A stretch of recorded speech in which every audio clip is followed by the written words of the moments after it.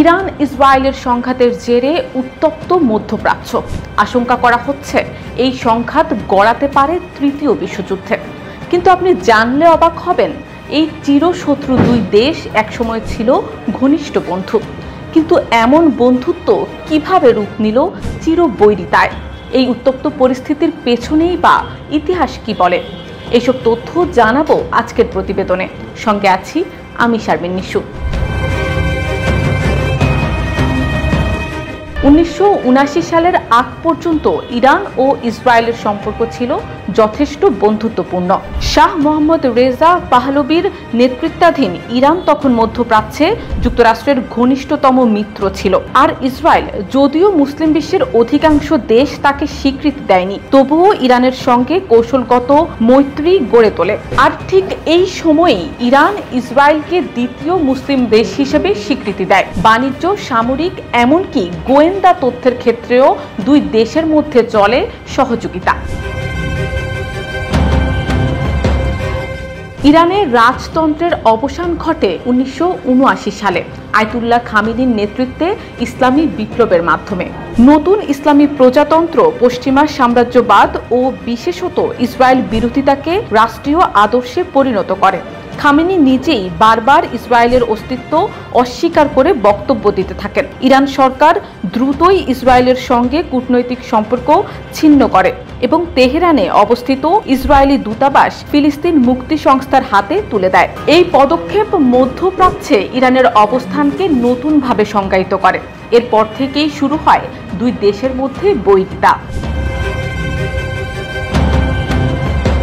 পরবর্তী কয়েক দশকে ইরান ও ইসরায়েলের মধ্যে মুখোমুখি যুদ্ধ না হলেও শুরু হয় ছায়াযুদ্ধ। একদিকে ইরান ফিলিস্তিন, লেবানন, ইরাক, ইয়েমেন সহ বিভিন্ন অঞ্চলে প্রতিরোধ অক্ষ নামে প্রক্সি জোট গড়ে তোলে, যার অগ্রভাগে থাকে হিজবুল্লাহ, হামাস ও হুতিরা।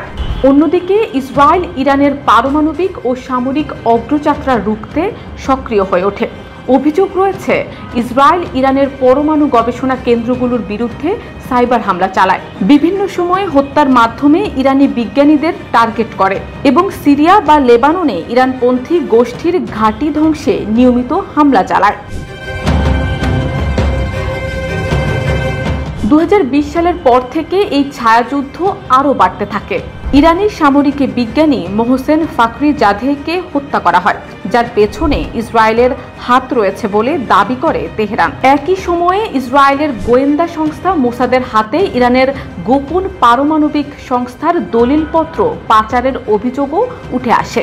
2023 ও 24 সালে ইসরায়েল ও ইরানপন্থী গোষ্ঠীগুলোর মধ্যে সংঘর্ষে কয়েকটি উল্লেখযোগ্য ঘটনা ঘটেছিল, যা পরবর্তীতে ইরান ইসরায়েল বৈরিতার আগুনে ঘি ঢালে। হামাসের ইসরায়েলে নজিরবিহীন হামলা 2023 সালের শেষ দিকে এবং 2024 সালের শুরুতে দক্ষিণ লেবাননের সীমান্ত জুড়ে হিজবুল্লাহ এবং ইসরায়েলি বাহিনীর মধ্যে নিয়মিত গোলাগুলি ও ক্ষেপণাস্ত্র বিনিময় হয়।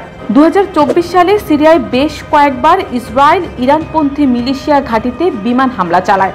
একই বছর ইরানপন্থী গোষ্ঠী একাধিকবার গোলান মালভূমির দিকে রকেট ও ড্রোন ছুড়ে, যার জবাবে ইসরায়েল ও সিরিয়ার বিভিন্ন সামরিক ঘাঁটিতে বোমা বর্ষণ করে।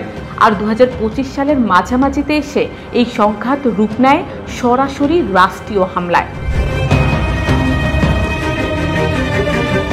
এরপর 13 জুন শুক্রবার ভোর থেকে ইরানের রাজধানী তেহরান ও আশেপাশের পরমাণু স্থাপনা এবং সামরিক ঘাঁটিতে শুরু হয় ইসরায়েলের অতর্কিত হামলা। সেই হামলায় ইরানের এলিট ফোর্স IRGCর প্রধান, সশস্ত্র বাহিনীর প্রধান সহ 22 জনের বেশি শীর্ষ পর্যায়ের কর্মকর্তা শহীদ হন। শনিবার ইরানের সশস্ত্র বাহিনীর জেনারেল স্টাফের আরও 2 সিনিয়র কমান্ডার নিহত হন। রোববার রাতে IRGCর গোয়েন্দা প্রধান নিহত হন। গোটা ইরানে এক ধরনের নিস্তব্ধতা নেমে আসে ওই ঘটনার পর। এই ঘটনার পর ইরানও সরাসরি ক্ষেপণাস্ত্র ছুড়ে ইসরায়েলের মূল ভূখণ্ডে আঘাত হানে। তেল আবিব, আশকেলন, আশদোদ সহ একাধিক শহরে সতর্কতামূলক সাইরেন বাজতে থাকে।